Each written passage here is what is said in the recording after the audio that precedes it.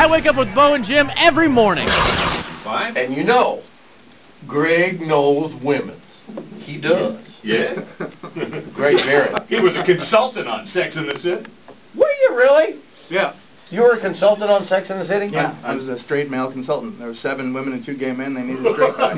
To balance it all out. Yeah, they wanted a guy to go, hey, that guy shouldn't have a purse. But it looks fabulous, though. No, I know you're calling it a man bag, but if you got to put man in front of it, it isn't. That's right. A man bag. So cut that out of there right now. No, if you call it a sack, well then you... Okay, I know. Never mind. Well, you know, this movie came out called He's Just Not That Into You, and I said, wait a minute. That's Greg Berhendt's movie. Mm-hmm.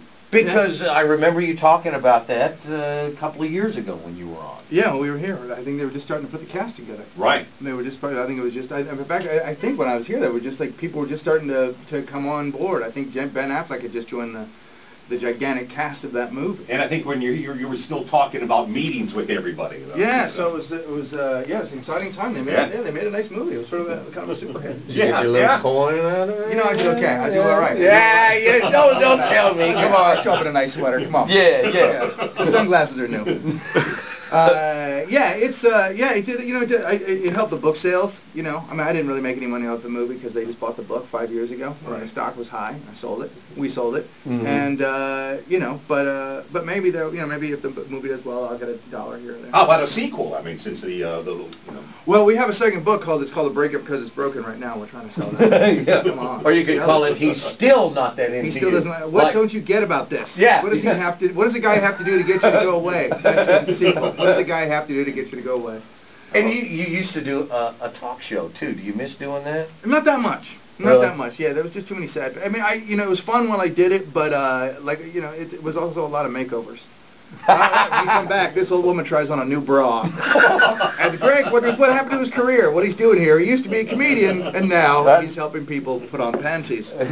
He's doing makeover shows. Yeah, see, you can always look spectacular. Check out her new blunt cut. See, you can always do like Maury Povich and always do a Who the Baby Daddy DNA testing There's show. enough of that. Yeah, I know. Come on. I know. Who's the baby daddy? Who the Baby Daddy? Yeah.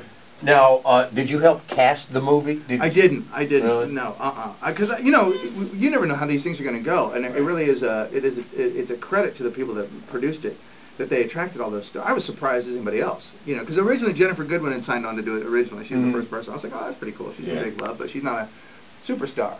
But then when it became the Jennifer Aniston, well, I'll see you, Jennifer Aniston, I'll raise you one Scarlett Johansson. To Jennifer Connelly, she won a trophy, I think, for acting. Yeah. It just kind of became this, like, wow, unbelievable thing. So, yeah, it was neat, man. It was neat. Scarlett Johansson, by the way, very, very sweet.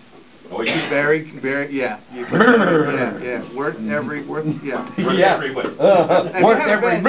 Yeah. And gentlemen, if you haven't been to the movie, because you're like, you don't want to go see that movie, look, she gets in the pool without her clothes on.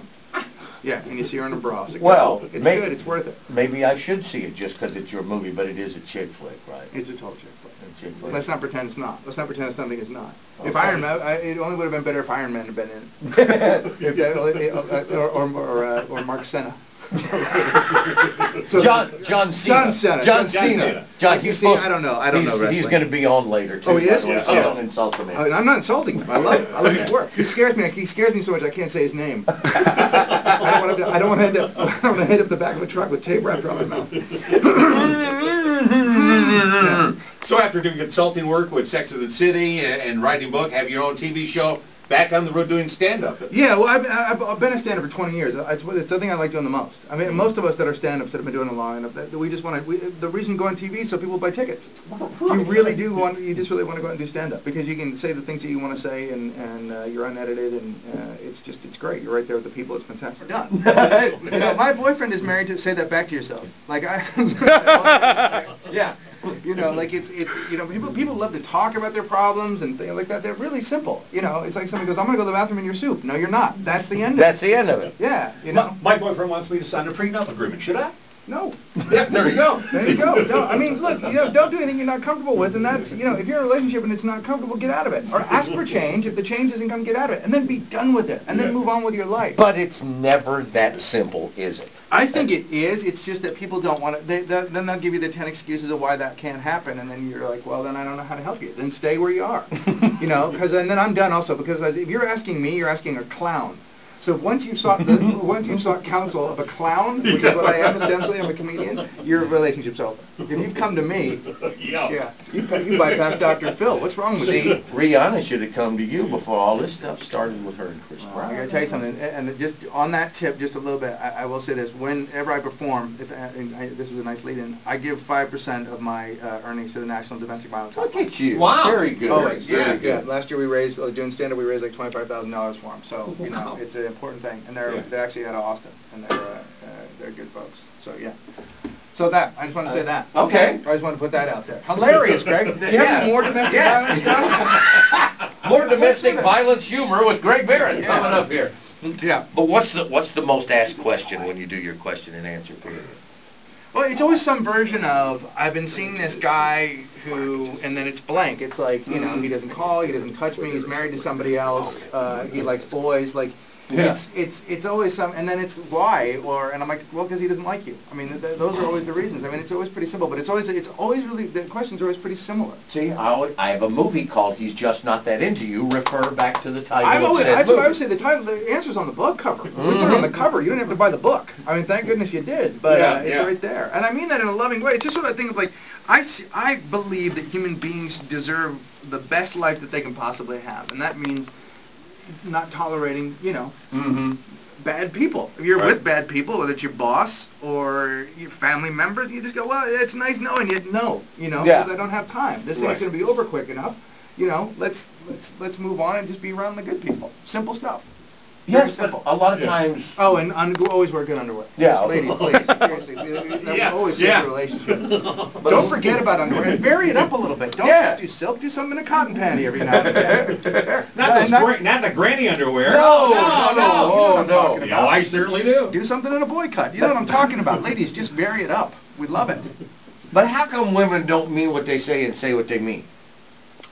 I don't know. Because they're women, for one thing. Like, for example, the word fine. If you ask a woman, how you doing? You think something's wrong? You okay? Fine. You don't want to hear the word fine because she's not fine. That means I'm waiting for you to say something else that's going to piss me off and I'm going to lay into you. Yeah, well then you get to say, well then now you have the option of either telling me what that means or I'm going to ignore it. So here's what my options are. You can tell me what that means and we can have a real conversation, or I will ignore you and I will enjoy football or whatever activity that I was going to enjoy anyway, which is why you're saying fine in the first place. And I saw a clip of you on The View earlier this year. Dude, I rocked the... Yeah. I had a rocking career. He hugged Barbara Walters. Did you try to feel her ass? Twice. Oh. It smells like success, brother. I hugged a legend. And Sherry Shepherd. So... Right. You know, Joy Behar won't be hitting on you anymore because she's supposed to get married. Yeah. Can I tell you something about, though, truly, you know, however you feel about Elizabeth Hasselbeck, politically, whatever your thing, when you are in person with her, all you can think about is, oh my God, she is hot. Yeah. Sorry, like, I got there, Yeah. I'm a little bit of a lefty, I got there, I sat down, I turned around, looked at her, I went, oh! Wow! What's that like? Sweat heating up. And then she What started. is that? That's got to be insane. And then she started talking to you. And Now, is she married to Matt or David Hasselbeck? I thought she was married to Hasselhoff. No. She's married to Kit the Wonder Car. I don't know. I'm not sure which one. She's married to, I think her husband's bald. Is that? That's Matt Hasselbeck. That's Matt for the Hasselbeck. Seahawks. The Seahawks. Don't get me to lie. Ladies and gentlemen, Greg Berhendt over at the Improv all this weekend. Now, if you're a couple that's in crisis and you're just about to smash your head against the wall because you don't know where your relationship is going to end up, you just ask Greg Berhendt. He'll tell you, won't you? You know it. And he'll tell you straightforward, and if you don't like the answer, well, that's just your tough damn luck, you know? Right. The Improv, call 972-404-8501. Congratulations on your success with the movie. Thank you. Oh, yeah. And thanks for not getting a big swell head. No, I'm not going to go see those guys. I love that you guys. What are you talking about? I'm glad you guys had me. We like having you. You family. And a new project coming out soon. Yeah, I got a new DVD coming out called Greg Berhendt is that guy from that thing. Also, I am not Ty Pennington. It's also what it could be. Ty Pennington. Hi, I'm not Ty Pennington. I see the resemblance. Yeah. Thanks for coming in, Greg. Oh, man. All right. I love Bo and Jim. Rock on, amigos.